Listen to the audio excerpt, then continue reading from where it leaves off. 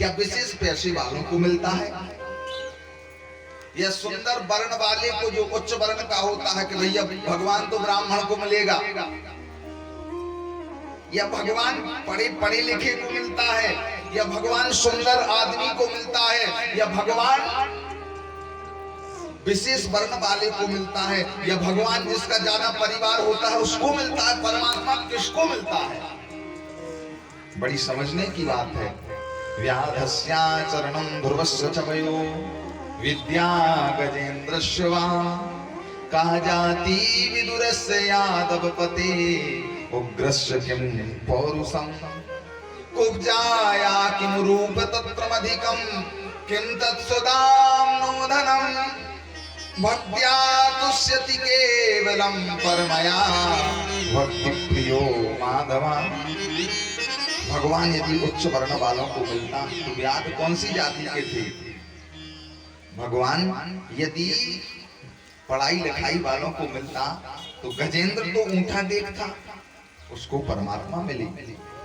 परमात्मा यदि धनवान लोगों को मिलता तो सुदामा जी के पास क्या था? परमात्मा यदि विशेष उम्र वालों को मिलता तो ध्रुव जी तो मात्र 5 साल के थे। देखिए, भगवान ना जाति से मिलता है, ना भगवान धन से मिलता है, ना भगवान वर्ण से मिलता है, भगवान तो केवल भक्ति से मिलता है। जाति पाति पूछहि नहीं कोई, हरि को भजे सो हरि का होई। भगवान को जो भजेगा, चाहे शूद्र हो, चाहे वैश्य हो, चाहे क्षत्रिय हो, चाहे ब्राह्मण हो, जो भी भगवान को भजेगा भगवान उसको मिलते हैं। एक समय यदा तु राजा स्वसुतान साधुन पुष्णं न धर्मेण विनष्ट दृष्टि। एक समय धृतराष्ट्र ने अन्याय पूर्वक बालकों का पालन पोषण करते हुए सारा राज्यपाट कौरवों को सौंप दिया। एक दिन विदुर जी बोले, अरे धृतराष्ट्र जी, आप हमें यह बताइए क्या पांडव आपके नहीं हैं? बोले हाँ, पांडव तो हमारे हैं। बोले जब पांडव आपके हैं तो उनको आप कुछ राजपाट दे दो। दुर्योधन को क्रोध आया। दुर्योधन बोला, अरे विदुर जी, आप हमारे घर में रहते हैं, हमारे घर का भोजन करते हैं और हमारे लिए ही ज्ञान दे रहा है, जाओ इधर से बाहर निकल जाओ। ध्रुव जी को विदुर जी को ललकार लगाई। विदुर जी अपना घर छोड़ के पर्णकुटी बनाकर रहने लगे। उसी समय शांति दूत बनकर के श्री द्वारिकाधीश प्रभु आए। द्वारिकाधीश प्रभु जैसे ही आए, दुर्योधन से बोले, अरे दुर्योधन, पांडव कौन है? दुर्योधन बोला, पांडव मेरे भाई हैं। तो भगवान बोले, दुर्योधन तुम एक काम करो, पांडवों के लिए 5 गांव का राज्य दे दो। दुर्योधन बोला, 5 गांव का राज्य तो ठीक है, हम उन पांडवों के लिए एक सुई की नोक के बराबर भी राज्य नहीं देंगे। यदि उन्हें राज्य चाहिए है तो सूचिए नहीं बदास्यामी बिना युद्धेन केशवः। अरे केशव, उनके लिए युद्ध करना पड़ेगा। यदि युद्ध में वो हमसे विजय श्री प्राप्त कर लेंगे तो हम उनको राज्य पाठ सौंप देंगे।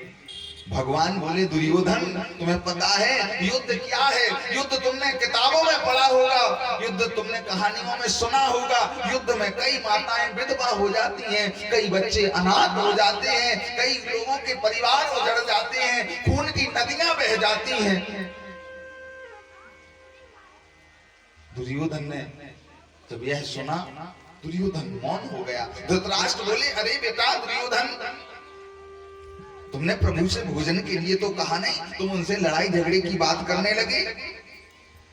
चलो उनके लिए भोजन को ले जाओ। जैसे ही दुर्योधन ने यह सुना, दुर्योधन बोले, हे केशव, चलिए आप भोजन कर लीजिए। हजारों लाखों लोग उस सभा में बैठे हुए हैं। भगवान बोले, अरे दुर्योधन, हमारे लिए अभी भूख नहीं है, और देखो हमारा निमंत्रण तो आज विदुर जी के घर में है। विदुर जी मन में सोच रहे हैं कि हमने कब इनके लिए निमंत्रण दिया। विदुर जी वहां से निकले। आज दुर्योधन ने बार बार आग्रह किया। दुर्योधन बोला प्रभु हमारे घर में आप भोजन पाइए। भगवान बोले अरे दुर्योधन भोजन ऐसा सब जगह नहीं होता है। भोजन दो स्थिति में किया जाता है, या तो कराने वाले का खूब प्रभाव हो, या हमारे लिए भोजन के लाले पड़े हो, भूख पड़ी हो, तो भैया जहां जैसा मिले पा लेना चाहिए। लेकिन ना तो तुम्हारा प्रभाव है और ना हमारे लिए अभाव है। हमारा निमंत्रण तो आज विदुर जी के घर में है।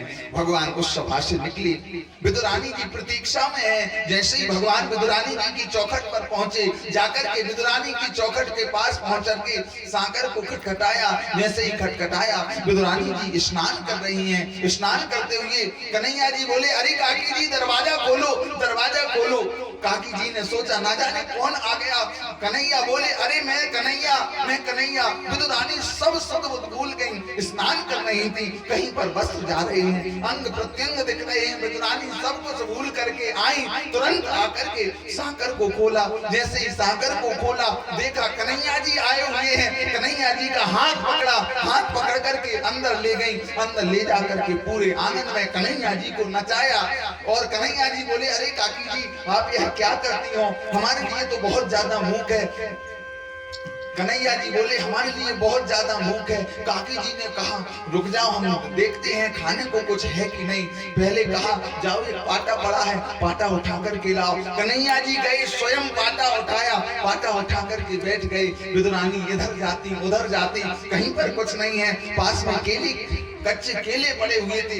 विदुरानी जी गई, उन कच्चे केलों को उठाया, कच्चे केलों को छीलती जा रही हैं। गरीब हाथ फेंकती जा रही हैं, अंदर का भात फेंकती जा रही हैं। केले के कच्चे केले के छिलके कन्हैया जी को खिलाती जा रही हैं। एक खाया, दो खाए, तीन खाए, कम से कम 25 केले के छिलके खा लिए। इतने में विदुर जी मार्केट से, बाजार से सामान लेने गए हुए थे। जैसे ही आकर के देखा अरे प्राण प्रिया विदुरानी ये तुम क्या कर रही है? कन्हैया के लिए केले के छिलके खिला रही है। जाओ जल्दी, ये तूने क्या कर दिया, भगवान का अपमान कर दिया। जाओ ये हम जो 56 व्यंजन लाए हैं, ये 56 व्यंजन 56 थालियों में सजा, 56 कटोरियों में सजा करके लाओ।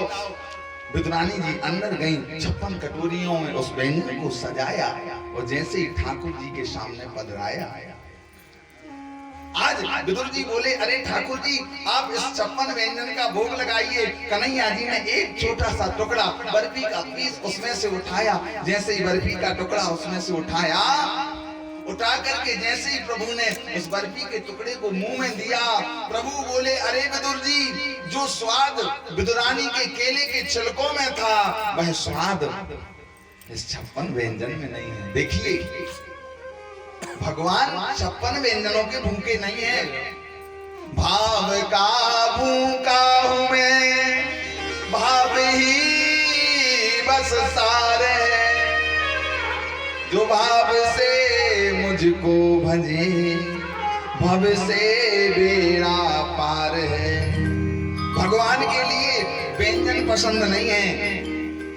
देखिए आप भगवान को बिना भाव के लाखों रुपए समर्पित कर दीजिए, भगवान देखते भी नहीं उस तरफ। बड़ी गौर से सुनना, प्रभु के लिए आप 56 व्यंजन रख दीजिए, लेकिन आपका भाव नहीं है तो भगवान स्वीकार नहीं करेंगे। और ठाकुर जी कहते हैं भाव से मुझको भजो तो भव से बेड़ा पार है। भाव से आप प्रभु के लिए, भाव से आप प्रभु के लिए एक तुलसी का पत्र, एक पुष्प भी क्यों ना समर्पित करो, भगवान उसे स्वीकार करते हैं। इसीलिए जीवन में भगवान को कुछ भी देना तो भाव से देना, बिना भाव के आप उनको कुछ मत देना। बोलो भाव से राधे राधे। और देखो भगवान हमारे धन के, हमारे सामान के भूखे नहीं हैं, वह तो दुनिया को देने वाले हैं। आप ठाकुर जी को एक चावल का दाना भी दोगे ना, भगवान उसको 60 गुना करके वापस कर देंगे। विचार लगाना, आप यदि एक चावल का दाना उनको प्रदान करते हो, देते हो, तो ठाकुर जी उसको 60 गुना करके वापस कर देते हैं। ले जाओ, हमें तुम्हारा नहीं चाहिए। और देखो एक दिन नारद जी ने प्रभु से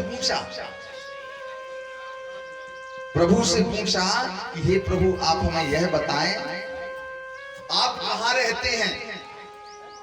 क्या आप वैकुंठ में रहते हैं? बड़ी गौर से सुनना सभी लोग। भगवान कहां रहते? वैकुंठ में नहीं। ना हम बसामि वैकुंठे योगिनाम हृदयेन च। ना मैं वैकुंठ में रहता हूं, ना मैं योगियों के हृदय में रहता हूं। ना हम बसामि वैकुंठे योगिनाम हृदयेन च। मद्भक्ता यत्र गायन्ति तत्र तिष्ठामि नारद। अरे नारद, मेरे भक्त जहां पर मेरा गायन करते मैं तो वहां पर रहता हूं। भगवान ना वैकुंठ में मिलते हैं, ना योगियों के हृदय में मिलते हैं, ना आसन पर बैठ करके भजन करने से मिलते हैं। भगवान तो केवल भक्ति से मिलते हैं। और आज विदुर जी के घर प्रभु पधारे।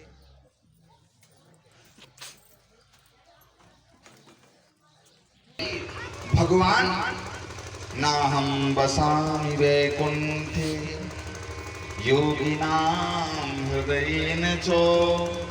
मद्भक्ता यत्र गायन्ति तत्र तिष्ठामि नारद। ना मैं वैकुंठ में रहता हूँ, ना मैं योगियों के हृदय में रहता हूँ, लेकिन मेरे भक्त जहाँ मेरा गायन करते हैं मैं वहाँ पर निवास करता हूँ। और देखिए, आज प्रभु ने विदुर जी के घर जाकर के विदुर जी के घर को पवित्र किया।